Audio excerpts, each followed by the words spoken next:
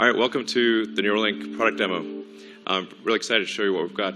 I think it's going to blow your mind. So current medical research, we'll just go through what is the state of the art in medical research, and then what's the state of the art in what consumers or people in general can get. So the current medical research has shown that you can read neurons in a human's brain. So there's something called the Utah array, which has about 100 channels per array. But it's like, kind of like it's a bed of rigid spikes that's literally inserted with an air hammer. So, you know, that's slightly discomforting, I think. And there's wires and a box on your head, and so it's some infection risk. And obviously, it will look pretty weird if you walk around with boxes on your head. And in order to use it, you have to have an expert medical professional there, and it's only been done in a few dozen people. So. But it is served as an important proof of concept that this can be done. So we did want to point this out and show that this actually does work. It's just not something that the average person could use effectively. And then in terms of what is currently available, there is something called deep brain stimulation, where they put electrodes, a small number of electrodes, in your brain, and will actually zap your brain with an electric current.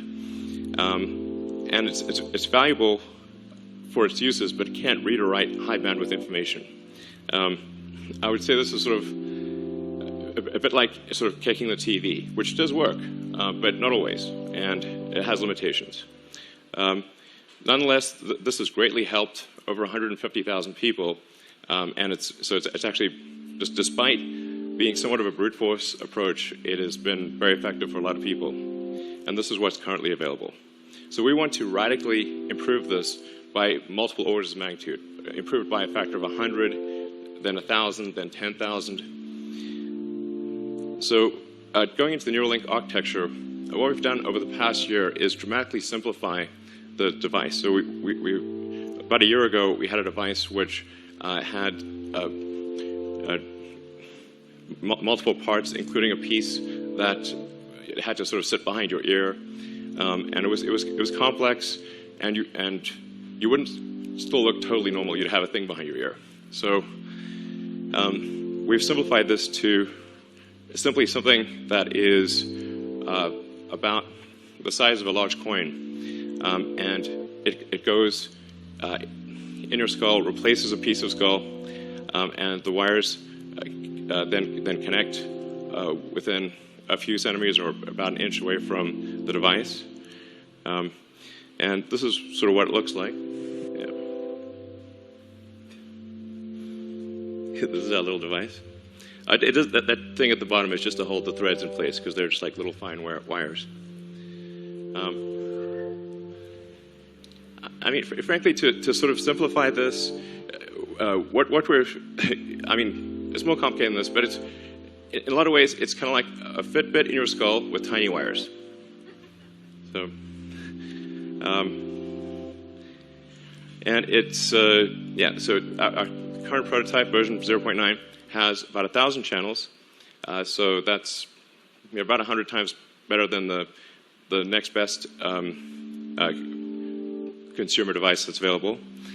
And it's a 23 millimeters by 8 millimeters. It actually fits quite nicely in your skull, because your skull is about 10 millimeters thick. So it fits, it goes flush with your skull, it's invisible, and all you can see afterwards is this tiny scar. And if it's under your hair, you can't see it at all. In fact, I could have a Neuralink right now, and you wouldn't know. Maybe I do. So, and it's also got all the things that you would expect to see, the sensors you'd expect to see in a smartwatch or a phone, like inertial measurement, temperature, pressure. So there's actually a lot of functions that this device could do related to monitoring your health and warning you about a possible heart attack or stroke or other damage, as well as sort of convenience features like playing music. You can do a lot. Anyway, so it's also inductively charged, so it's charged in the same way that you charge a smartwatch or a phone. And so you can use it all day, charge it at night, and have full functionality. So you would really, you know, it would be completely seamless, and yeah, no wires. In terms of getting a link, so that, you need to have the device, a great device, and you also need to have a great robot that puts in the electrodes and does the surgery. So you want the surgery to be as automated and as possible, and the only way you can achieve the level of precision that's needed is with an advanced robot. And we feel confident about getting the link procedure, the installation of a link, done in under an hour. So in terms of getting a link, like I said, it's essentially you open a piece of skull, you remove about a coin-sized piece of skull, and then the robot inserts the electrodes. We'll talk more about that later. Then the device replaces the portion of skull that was removed, and we basically close that up with actually super glue, which is how a lot of wounds are closed, and then you can just walk around right afterwards. It's pretty cool.